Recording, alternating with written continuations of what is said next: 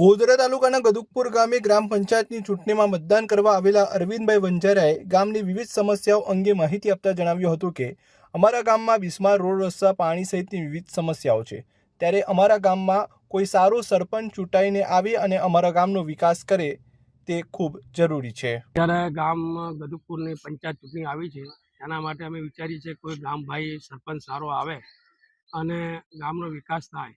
રસ્તા નથી, ગામમાં લોકોને તકલીફ પડે છે, હેરાનગતિ થાય છે, કોઈને 108ની જરૂર પડે તો આવતી નથી। અને અમારે બહુ આટલા વર્ષોથી અમે અહીંયા રહીએ છીએ વર્ષોથી, પણ અમારો કોઈ વિકાસ થતો નથી। એના માટે અમે વિચારીએ છીએ બધા ભાઈઓ મળીને કે કોઈ સારો સરપંચ આવે ને અમારો ગામનો વિકાસ કરે।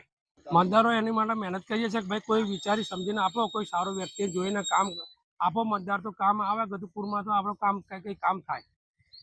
બસ એ મારી અરવિંદભાઈ વક્તાભાઈ વંજારા।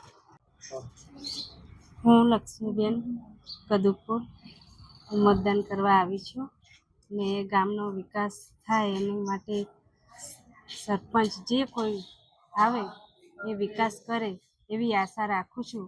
અને જે કોઈ ઘરે રહ્યા હોય મતદાન કર્યા વગર એ પણ મતદાન કરે। એમાં રોડની સમસ્યા છે, રસ્તાઓ બરાબર નથી, અમુક કોઈએ પાણીની પણ સમસ્યા છે। એટલે હું ઈચ્છું છું કે જે કોઈ સરપંચ આવે અને એ સારો વિકાસ કરે એના માટે આશા રાખીએ છીએ।